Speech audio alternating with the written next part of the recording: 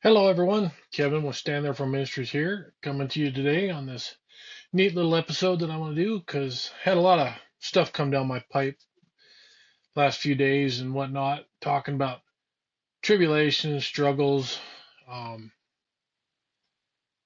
weariness, and just and grief to an extent, all different kinds of things. And people asking the question to me of, will my answer ever come? And I believe it will come. So what I want to start out with here is Daniel, uh, Daniel 10, verse 2. In those days, I, Daniel, was mourning for 3 weeks. I ate no delicacies, no meat, nor wine entered my mouth, nor did I anoint myself at all for the full 3 weeks. So he was within that. He's mourning. He's got something. He's sorrowful. Whatever it is, he had been sitting there. He's been asking the Lord for questions and looking for an answer because if you go read Daniel, he's a very good man because he got tossed in the den of lions by the king of those days, um, suppressed, trying to push to bow down to a false god, and that false god would have been the king. It was like bow down and worship me, just like the devil does. Bow down and worship me. So he's going through this struggle because he's been asking God what he needs to do, how he needs to go. Thinking he's waiting and he's waiting, and it's wearing on him because that's what the devil does. He tries to break you so you can't continue your faith. He tries to break your faith, break your trust in God Himself. So we'll go back to this now. I'll read a little more. On the 24th day of the first month, I was standing in the bank of the great river, that is the Tigris, lifted up my eyes and looked, and behold, a man clothed in linen, with a belt of fine gold from Uphaz around his waist. His body was like beryl, his face was like appearance of lightning, his eyes like a flaming torches, his arms, legs like a gleam of burnished bronze, and the sound of his words like the sound of multitude. And I, Daniel, alone saw the vision. Okay, so we go on. And because that's what he's looking for. He sees this in a vision. Somebody is sitting there talking to him. So, angel of the Lord comes to him in a vision. He sees it, and it's God. And this is the thing: is when God decides to make His presence, it's very pronounced. It's here it is, and that's what God. And He may not get there right. I'm gonna get down to what happened here. Why did He have to wait 3 weeks? So let's move on down here to verse 10, Daniel 10:10. And behold, a hand touched me and set me trembling on my hands and knees. And he said to me, O Daniel, greatly loved, understand the words that I speak to you and stand upright, for now I have been sent to you. And when he had spoken these words to me, I stood up trembling. Then he said to me, Fear not, Daniel, for from the first day that you set your heart to understand and humbled yourself before God, your words have been heard. I have come because of your words. The prince of the kingdom of Persia withstood me 21 days, but Michael, one of the chief princes, came to help me, for I was left there with the kings of Persia, and came to make you understand what is to happen to your people in the latter days, for your vision, for the days is yet to come. I want to focus back on this. It says, in verse 13, the prince of the kingdom of Persia withstood me 21 days. I want to focus in on that a little bit. So Daniel prays. He asks for guidance, asks for vision, whatever it is. It goes up to heaven. God sends the answer right away. God's sending that answer down to him. But it has a hard time getting there because the devil, the prince of Persia, runs up and blocks the messenger angel of getting down to deliver this message. And so for 21 days, that's almost a full month as far as our timeline right now. 21 days. There's people that go massive amounts of time without a quote unquote answer. God's going to give you your answer. And sometimes it's a resounding no, and that can be. I've had it, the resounding no. I'm just going to give you a no. But then there's times where I'm looking for a specific answer on something, and I might not get it right away. Might be weeks, might be months, whatever. But the point is, and within that, my answer could be being blocked because the devil doesn't want me to get that answer. Just like here, the prince of Persia does not want Daniel to get this answer from the messenger angel. So for 21 days, he's struggling, he's sorrowful, he's beating himself up, he's fasting. But all at the same time within this, he's also holding on to his faith, holding on to his trust in God. Because then when the angel does show up, he falls to his knees like, yes, it's here. And that's one of the things that I've seen with people here of recent is they're letting they're on the verge of letting their faith and their trust in God crack. And if there's something I can say, do not let that happen. It's a how do I say? Letting it crack allows the devil to win. When you allow your faith to crack or your trust to crack. And it's not easy because the devil throws things out there that will beat you up. So I'm going to go to Psalms 27 here. Psalms 27, verse 14. Wait for the Lord. Be strong and let your heart take courage. Wait for the Lord. Wait on him because your answer's coming. One way, shape, or form, it's going to get there. Sometimes it's not the answer that you're looking for.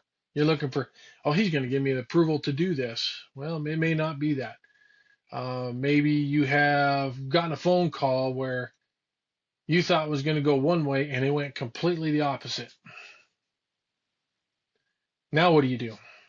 Now you get the phone call, bad news with somebody that now has cancer. What do you do in that situation? You fall down and you ask yourself, you go to the Lord asking, what am I supposed to do? What am I supposed to do? But in that, you're not getting an answer right away. Well, reason for that is the devil doesn't want you to win. He doesn't want you to be strong. He wants to try and crack you. He wants to try and break you. We can't let that happen. We focus on the things that are good, knowing that what God is doing is going to be good. And I'm going to share this too. Lamentations 3, verse 25. The Lord is good to those who wait for him, to the soul who seeks him. The Lord is good to those that wait for him. And wait for him. It is, and I understand it's not easy because you see what with your own eyes. Somebody was in a car wreck. You didn't get the news you wanted from a job. You got turned down for a job. You don't know what's happening at that point. Like I said, you get the phone call of a loved one that now is stuck with this cancer because the devil's attacking them, and it's throwing you for an emotional roller coaster, and you're waiting. We all want the answer right away. I want my answers right away. A lot of times that doesn't happen. Sometimes it does. The point is not to allow yourself to grow weary in waiting upon the Lord, waiting for your answer, and allowing your answer to come correctly, because the devil's trying to stop that answer. Galatians 6, verse 9. And let us not grow weary of doing good, for in due season we will reap if we do not give up. That also applies to this. You go and you're doing good, and all of a sudden you just feel like, because you got the bad phone calls, you got the bad report, because of a cancer diagnosis, of an accident, a traumatic event.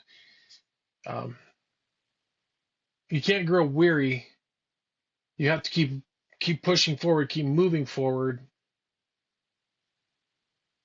Because if you don't, it's like I have said in the past with my friend Guy on here, that it can drag you down, and we don't want that. We want everybody to stay upbeat, and it's not easy. It overwhelms people at times.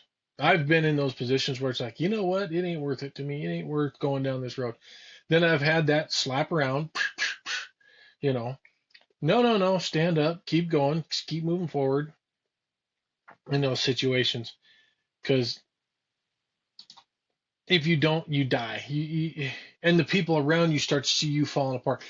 And for me, that's something that I can't do, is watch my kids see me fall down the wrong pit. I don't want my wife seeing me fall down the wrong pit, because it drags them down. Then all of a sudden they're not pushing forward into doing what they want to be doing. My friends see it and they're wondering what's going on with me. And that actually gets to hurting worse when people see you doing something that you shouldn't be doing, and they're trying to pick you up, and you keep pushing off.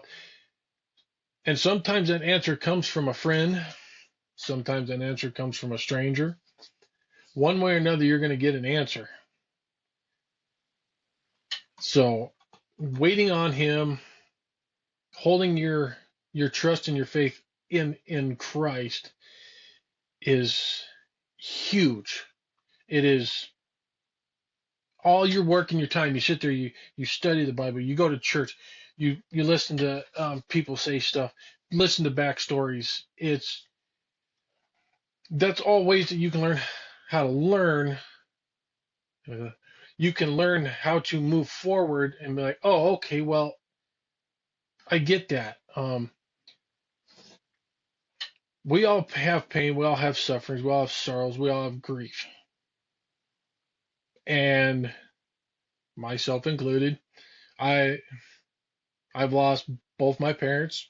My dad was 6 years ago. My mom was 19 years ago, 17 years ago. Sorry. And that was one of those things that, yeah, it still hits me at times. But I can't sit there and keep dwelling on that, because if I dwell on that, it drags me down. Um, I have friends that had discussions with me, and their kids have taken an off path, and they struggle with why. Um, I don't have that answer. Um, that's the thing about God, is He created man with free will to make their own choices in those situations. Um, Focus on, when it comes to things like that, I believe it's you within yourself, and surround yourself with people that are going to keep you upticked. My wife is phenomenal at that with me. My friend Guy is phenomenal at that. And I can walk in the door after a bad day of doing something bad happened, or just a bad day overall, and my kids run up there and, all jittery. There's times where it's just like, I don't want to. I don't want to. But yet at the same time, it flips that in me and says, you know what? This is why I'm doing what I'm doing. Coming to this. And he has promises out there. He promises you he'll give you answers. It's it's and that's when I go back. That's when I was reading this story in Daniel and talking about the 21 days. Think about it, and people need to go read these stories. Daniel he was in a time and a place in his where he was, where anybody, and we'll just use anybody that was a follower of God in those days, was massively oppressed, because just like we're seeing at times today, where Christians are oppressed. If you followed God and didn't bow down to the king, you were thrown in a fire. You were tossed to a den of lions. And could be beaten. I mean, in that same story with Daniel, there's three people in there called Meshach, Radshach, and Abednego. They're thrown in a furnace of fire, and they walk out of that thing because they never lost their trust. They never lost their faith in God, and God protected them and they walked out of that furnace of fire. So God's answers are there, and it's having the patience and waiting, and it's hard. There's like I said, I want my answers now. Everybody wants their answers now because we're such a now orientated people, and to me, I believe we've lost a lot of patience in that. So I'll share one more here. Go to Hebrews 10, verse 36. For you have need of endurance, so that when you have done the will of God, you may receive what is promised. God gave you promises. He promised to give you life and that more abundantly. So you want to live for that abundance. Let me bring that one up. I'll look for that one here. And but he does. He wants you to have life more abundantly. Here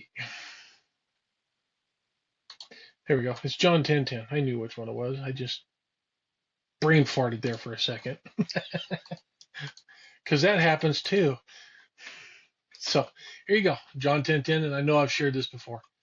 The thief comes only to kill, steal, and destroy. I came that they may have life and have it abundantly. In other versions, we can go to a different version here and show it.